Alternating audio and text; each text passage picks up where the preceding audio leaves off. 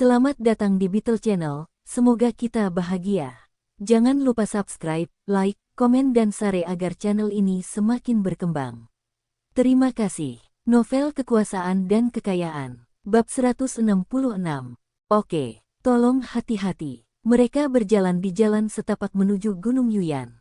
Namun setelah berjalan beberapa saat, mereka dihentikan oleh dua orang warga desa.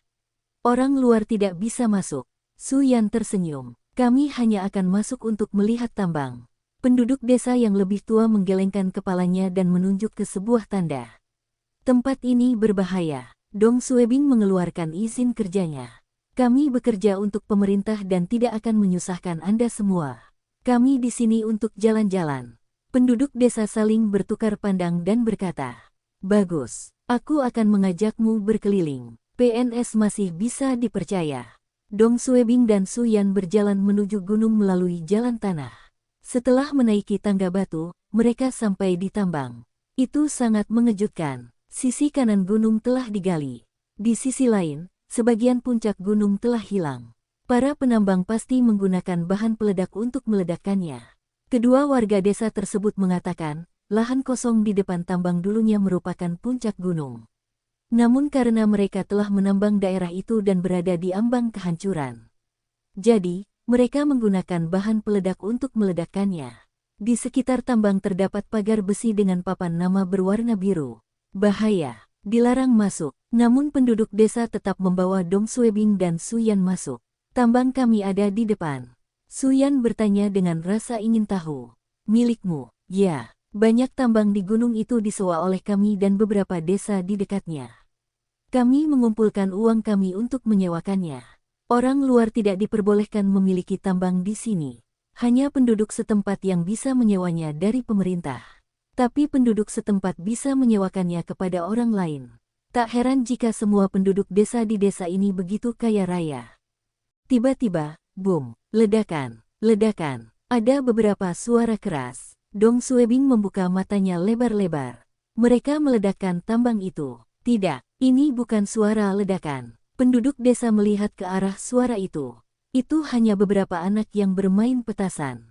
Dia menoleh ke penduduk desa lainnya dan berkata, "Pergi dan usir anak-anak itu.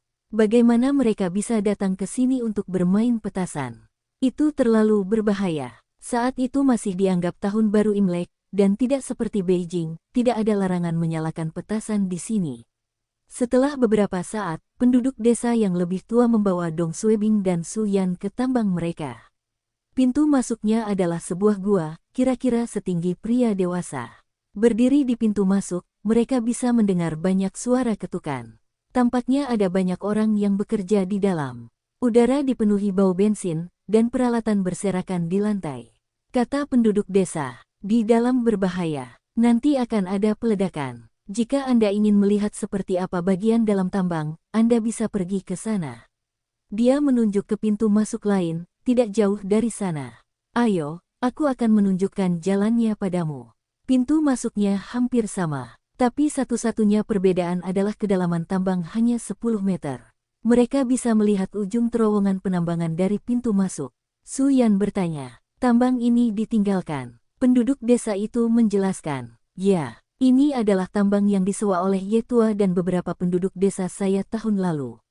Namun mereka sudah menambang selama beberapa bulan, namun tidak ada satupun batu darah ayam yang ditemukan. Mereka kehilangan banyak uang. Tambang ini agak jauh dari jalur utama. Sekalipun mereka menggali lebih dalam, mereka tidak akan menemukan batu darah ayam. Itu sebabnya mereka memutuskan untuk berhenti menggali." Dong Suebing bertanya, "Tidak ada batu darah ayam di sana?" Penduduk desa menjawab, "Batu darah ayam tidak ditemukan di mana-mana. Itu masih tergantung pada keberuntungan. Ada banyak tambang terbengkalai di sekitar gunung. Ini tidak bisa dianggap meninggalkan ranjau. Masih ada kemungkinan menemukan batu darah ayam di dalamnya." Warga desa yang menyewa tambang tersebut masih mencari orang untuk mengambil alih. Jika harganya cocok, mereka akan segera mengalihkan kepemilikannya. Mereka memasuki tambang dengan membawa obor. Dong Suebing melihat sekeliling, dan dia melihat tumpukan bahan peledak di sudut. "Mengapa ada bahan peledak di sini?" Bahan peledak itu ditumpuk di sudut paling dalam. Jumlah bahan peledak cukup untuk meledakkan sebuah bukit kecil jauhnya. Dong Suebing segera melangkah ke depan Su Yan untuk melindunginya. Penduduk desa itu menjawab dengan tenang. Jangan khawatir, bahan peledak ini telah dimodifikasi dan tidak dapat dinyalakan dengan api. Anda harus menggunakan detonator untuk mematikannya. Penyimpanan bahan peledak kami cukup jauh dari sini. Itu sebabnya kami akan menyimpan semua bahan peledak yang dibutuhkan untuk hari ini di sini. Tanpa detonator, Anda akan aman meskipun Anda membuang puntung rokok di sana. Oh oke, Dong Suebing merasa lebih baik. Su Yan tidak khawatir sama sekali. Dia sepertinya tahu tentang ini. Dinding tambang yang ditinggalkan itu bersih dan tidak ada satupun warna merah di atasnya.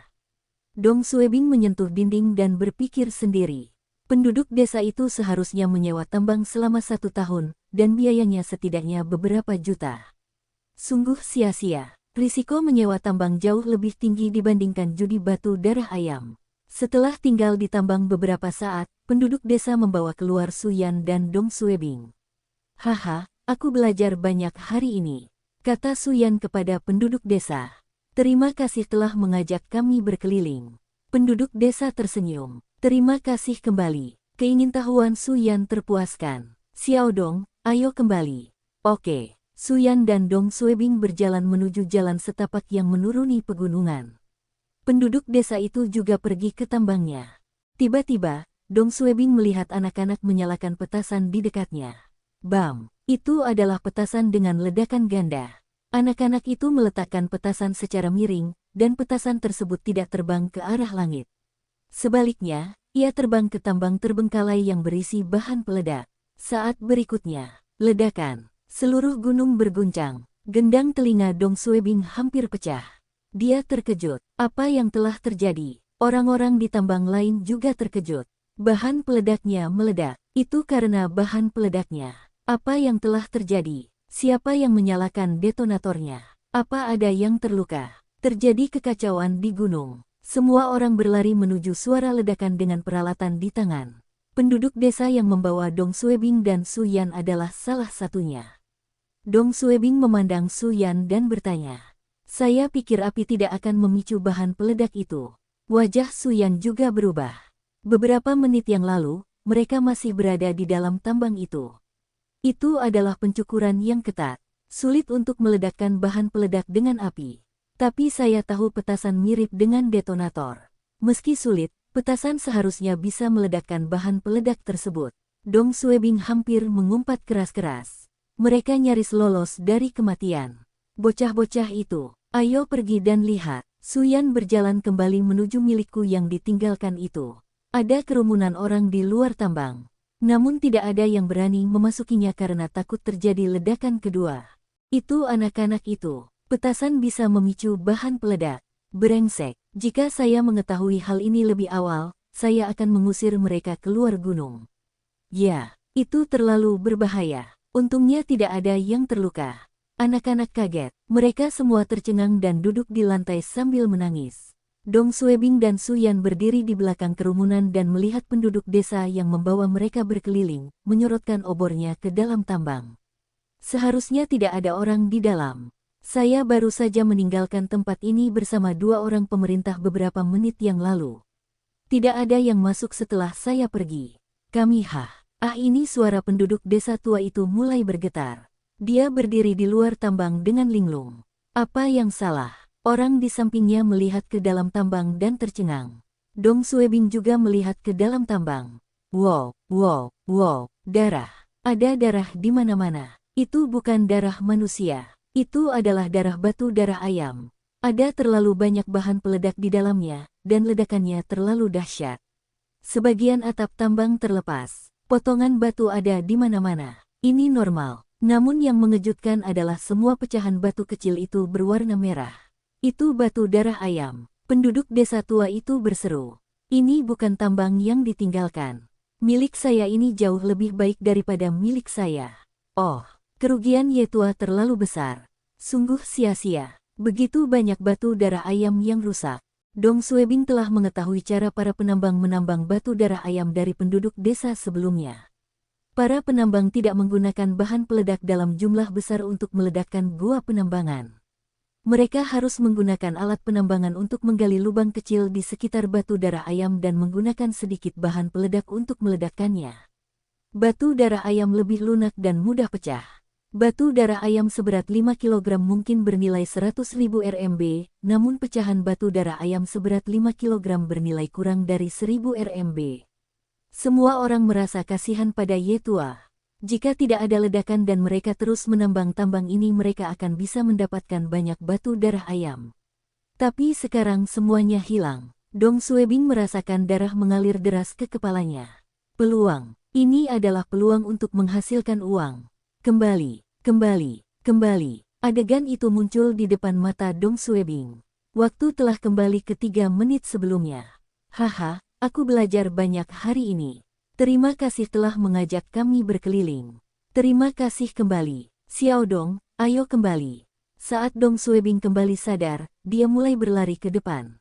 Suyan dan penduduk desa tua itu tercengang. Mereka tidak tahu apa yang sedang dilakukan Dong Suebing, 5 langkah 10 langkah 15 langkah. Dong Suebing menghubungi kelompok anak-anak itu.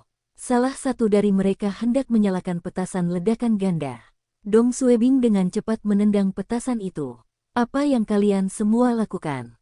Tahukah kalian semua tempat apa ini? Bersambung, terima kasih telah menyaksikan dan mendukung channel ini.